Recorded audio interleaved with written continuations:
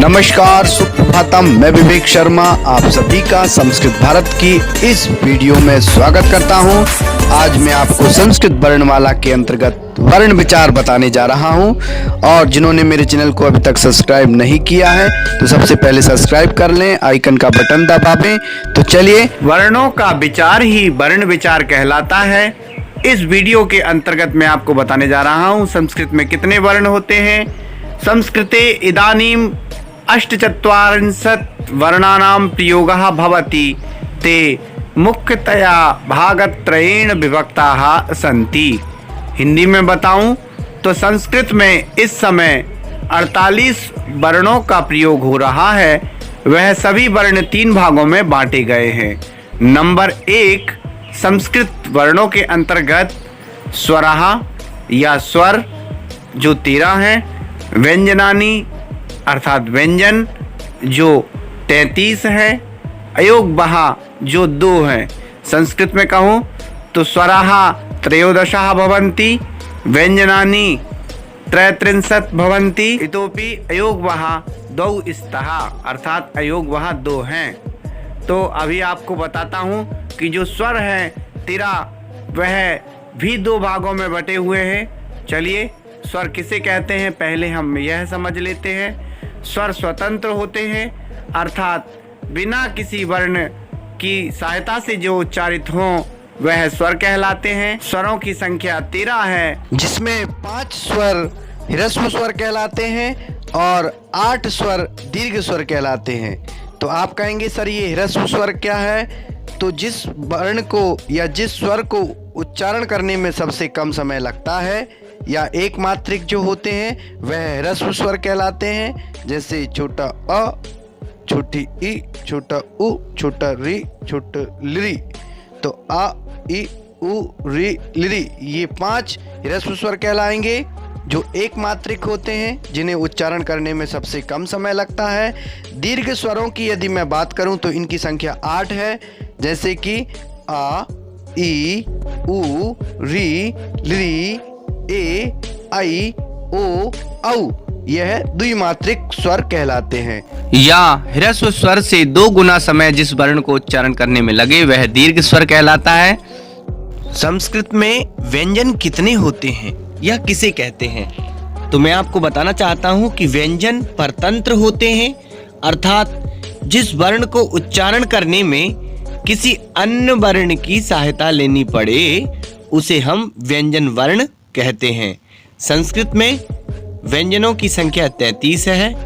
यदि संस्कृत में कहूँ तो व्यंजनानि 33 भवन्ति, जिसमें से 25 वर्गीय व्यंजन होते हैं और अवर्गीय व्यंजनों की संख्या 8 है।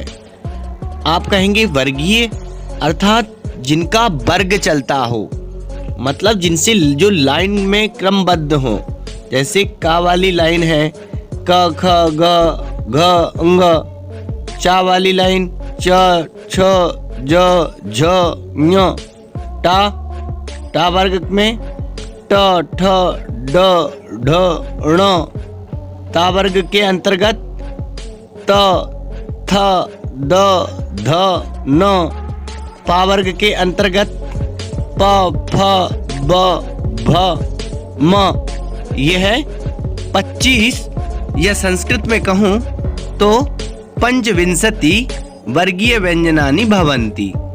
अवर्गीय व्यंजनानि 8 भवन्ति अर्थात जिनका वर्ग नहीं चलता वह 8 ऐसे वर्ण हैं जो अवर्गीय व्यंजन कहलाते हैं, जिसमें से 4 अंतस्थ व्यंजन हैं य, र, ल, व। आप कहेंगे सर इन्हें अंतस्थ क्यों कहा? तो मैं आपको बताना चाहता हूँ जो वर्ण पेट के अंदर से नाभि से उत्पन्न होते हैं, नाभि अर्थात टुंडी हम जिसे बोलते हैं, वहां से उत्पन्न होते हैं, टुंडी से उत्पन्न होते हैं, इसलिए इन्हें अंतस्थ व्यंजन कहा गया है। अंदर से उत्पन्न होने के कारण इन्हें अंतस्थ व्यंजन कहा गया है। तो वह कौन कौन से हैं? य, र, ल, व। यही यण संधि में आते हैं। आपको मैं बताऊंगा जब यण संधि समझाऊंगा। आपने वीडियो देख भी सकते हैं, आप मैंने पहले बनाया हुआ है। नेक्स्ट है ऊष्म वर्णः। अब ऊष्म वर्णः को ऊष्म वर्णः क्यों कहा गया, तो मैं आपको बताना चाहता हूं। इनका उच्चारण करते समय आपके मुख से गर्म श्वास निकलती है, गर्म सांस निकलती है। जब आप इन 4 वर्णों का उच्चारण करते हैं, कहिए श, श, स, ह। जब आप कहेंगे तो आपको अपनी त्वचा पर गर्म सांस का एहसास होगा। यदि आप हाथ की त्वचा को मुख के पास रखेंगे तो आपको एहसास होगा कि आपके मुख से गर्म श्वास निकल रही है। इसलिए इन 4 वर्णों को ऊष्म वर्ण कहा गया है। तो ठीक है, आप सभी को समझ में आ गया कि अवर्गीय व्यंजनानी के अंतर्गत 8 व्यंजन वर्ण आते हैं, जिसमें से 4 अंतस्थ होते हैं और 4 ऊष्म वर्ण होते हैं। आइए तो अब हम अयोग वाहक के विषय में पढ़ते हैं। अयोग वाहक क्या होते हैं? इसके अंतर्गत 2 ऐसे वर्ण आते हैं, वर्ण तो नहीं कह सकता, पर 2 ऐसी ध्वनियां आती हैं जो संस्कृत में प्रयोग होती हैं, जिसे हम पहले नंबर 1 की बात करें तो विसर्ग कहते हैं। और विसर्ग आपने देखा होगा, जैसे राम लिखा और राम के पीछे यदि विसर्ग रख दिया तो वो राम नहीं रह गया, वो रामः हो गया। या बालक है तो बालक शब्द के पीछे यदि आप विसर्ग रख देते हैं तो बालकः, इस तरह इसका उच्चारण करते हैं। तो विसर्ग का भी जो है कंठ से उच्चारण होता है। तो आगे चलिए नंबर 2 की बात करें अनुस्वार की, तो अनुस्वार भी एक अम की बिंदी होती है जिसे हम अनुस्वार कहते हैं। जैसे आपने राम लिखा और उसके ऊपर बिंदी रख दी तो इसे हम अनुस्वार कहेंगे। और यह रामम, इस तरह माँ का उच्चारण होते हुए इस बिंदी का उच्चारण होता है। तो राम के ऊपर रख दिया तो रामम हो जाएगा, बालक के ऊपर रख दिया यदि आपने इस अनुस्वार को तो बालकम हो जाएगा। ठीक इसी तरह नेक्स्ट वीडियो में और भी मैं आपको व्याकरण संबंधी कुछ वीडियो बनाऊंगा। तब तक के लिए मुझे आज्ञा दीजिए। वीडियो अगर अच्छी लगी हो तो लाइक जरूर कीजिए, शेयर कीजिए, सब्सक्राइब कीजिए।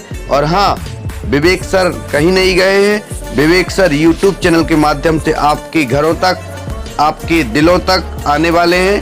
तो तब तक अपना ध्यान रखिए। जय हिंद।